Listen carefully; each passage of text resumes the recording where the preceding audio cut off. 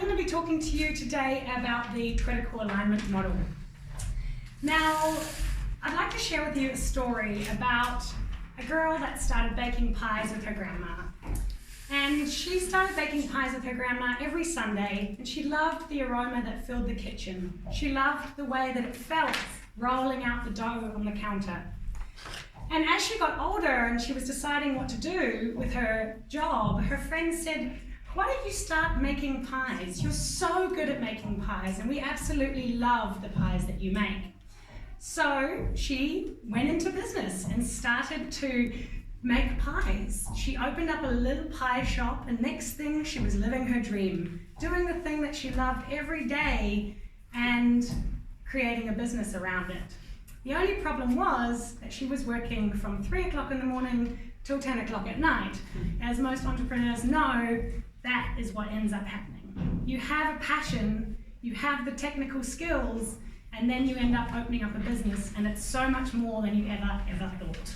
Who here can resonate with what I just said? So who here is a business owner themselves? Fantastic. And who here has just come to learn and get some personal growth? Awesome. Bit of crossover there.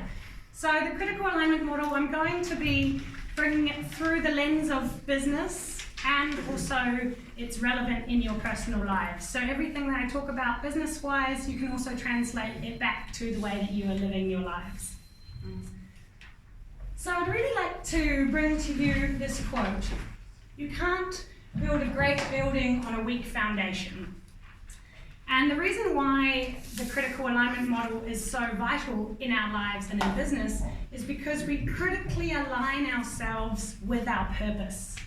We critically align ourselves with our values from the business and from ourselves, and that keeps us in our flow. And as an entrepreneur, you know that when you are out of whack, when you're like that pie lady working long, hard hours, you don't feel like you're in your flow. And so I'm bringing this to you because I think it's so vital to bring that passion and bring that managerial hat together for business. But it's also so relevant how we show up in our own lives as people translates into the kind of business that we're having. So the benefits of the critical alignment model are endless. But basically, what I've given you is a strategy for making decisions. And this is a really good guide, a fallback, some information that you are able to run it by a system instead of just randomly making decisions, as a lot of us do when we start business. And when that passion is so fiery and we're really excited about doing these things, there is no process that happens up here. Who can relate to that? Totally. So the other thing is that when you're working with a team, and even in a partnership or in your own lives, everybody's on the same page. You're all buying into the same idea, and you're all talking about it so that everybody knows where to go and where you're heading. The other thing is that it gives us confidence. Once you start using the critical alignment model in your life, you know that you've got all bases covered. Once you've done this, you'll be able to sit back, put your business to sleep in your mind, and have a cup of tea without stressing out whether you've thought of all the details or not. Who here would like to have a little bit more structure in their life and a bit more peace? Wouldn't it be awesome to have a cup of tea without thinking about your business? Totally. And the last thing is that you learn how to be a strategic thinker. Now, I went through my own process, just like the lady in the pie shop. I started with this passion and excitement and everything that was going for me, and I didn't know how to be a strategic thinker. I didn't know how to find out information about how to be a strategic thinker. So that's what this model gives you. It's a framework for you to see everything in your life and in your business through this lens so that you can have all of these benefits. The other thing it does is it gets clear on the gaps in your thinking. We are all really different people. We have different teams, we have different levels of thinking, and those gaps need to be identified for us to be able to mitigate any problems that come and just be really realistic with ourselves.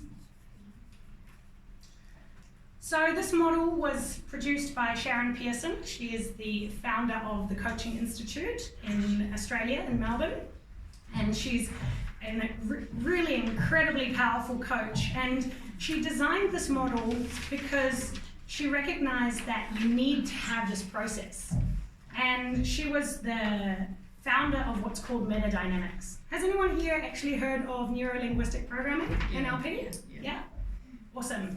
So for those of you that haven't heard about it, it's basically working with the subconscious mind and understanding processes that happen below the surface. And so with that in mind, she developed a derivative of that, which is metadynamics, and that's that critical thinking, strategic thinking, but with psychology in mind and what's happening underneath the surface. So she's a pretty badass woman. I really love her. So imagine in your business, just to give you a contrast, that you continue with the chaos that's happening now. Imagine in your business that you keep on making random decisions and not knowing what the outcome needs to be. You just keep on getting those same random results. And the other thing is you don't evolve because you don't know how to benchmark yourself. You don't know what the basis was in order to have a reference point. And then the scary thought, what would happen if you kept on doing this in 5 years' time? You'd be overworked, stressed, probably wouldn't be able to have that cup of tea. You know, it's really about having a structure so that you can put your mind at rest. So, ESIP, where the thinking starts is always in the environment. Then we're going to move on to the quantitative constructs, the foundations, the framework, the scaffolding. Then we're going to look at the reality of what you are doing, the implementation. Everybody here is really good at implementing, but we can't even think about implementing until we've set up the foundations. And then we're going to move on to the people and how they are performing in that environment. So, the environment is the why. The environment is the why. It's that emotional process of what are we even doing and why are we even here? And there's a nice quote that with a big enough why, you can overcome any how. Has anyone heard this quote before? Simon Sinek. Oh yeah, he also definitely uses it. So I'd like to tell you a story about Viktor Frankl. And he was in a concentration camp in Auschwitz. And Viktor Frankl was going through trauma that we couldn't even imagine. And every single person in that concentration camp handled that trauma differently. And the difference between him and the others was that, first of all, he had a belief that he would survive. And secondly, he had a belief that every single thing that he was going through now, he was going to use it to teach in universities later on in life.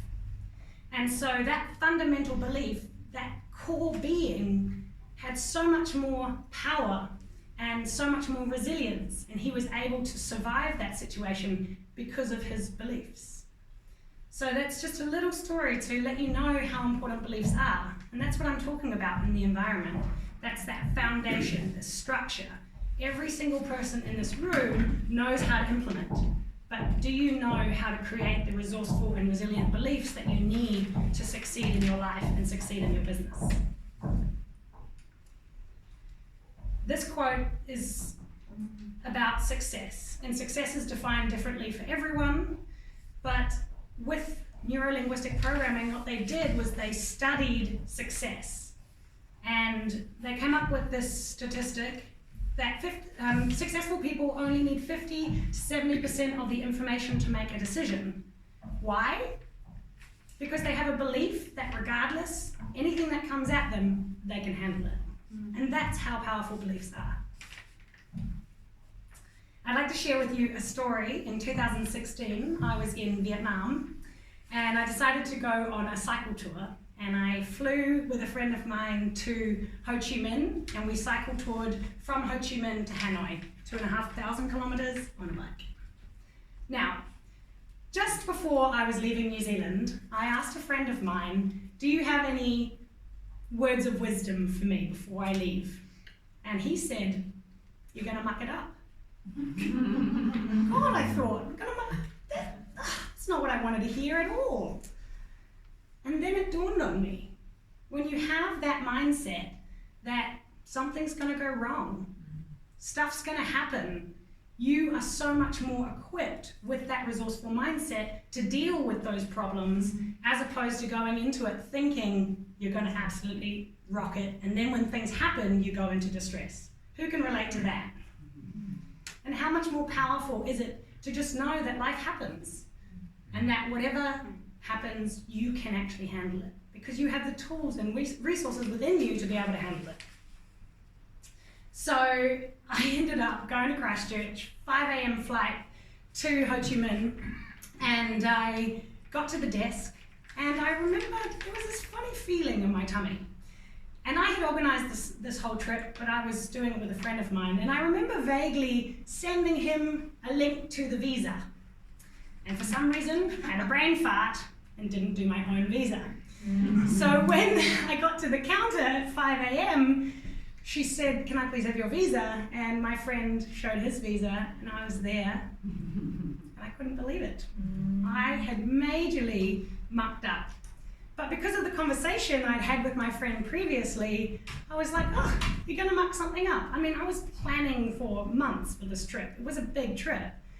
And I got to the airport, and I just thought, you know what? This is my first muck up, and it's okay. I didn't freak out. I just bought another $700 flight to Vietnam the next day, organised my visa, and got on with it. But it didn't shake my bones, because I went in with the mindset of, I'm actually okay, and everything that comes at me from now on, I'll be able to handle. And then I had the most amazing trip, and we had almost zero problems. For 2,500 kilometers of cycle touring, that is a lot of luck. Well, not luck, it's just the way that it went, you know? How cool is that? So that's why the environment is so fundamental. And you always got to look at the reason why you're there. That purpose, that's emotionally buying you into your reason for being, your reason for doing that project. And when decisions come up along the way, asking yourself, for what purpose? Like, what is the purpose here, and is it bringing us closer to our goals? Is it bringing us closer to our outcomes?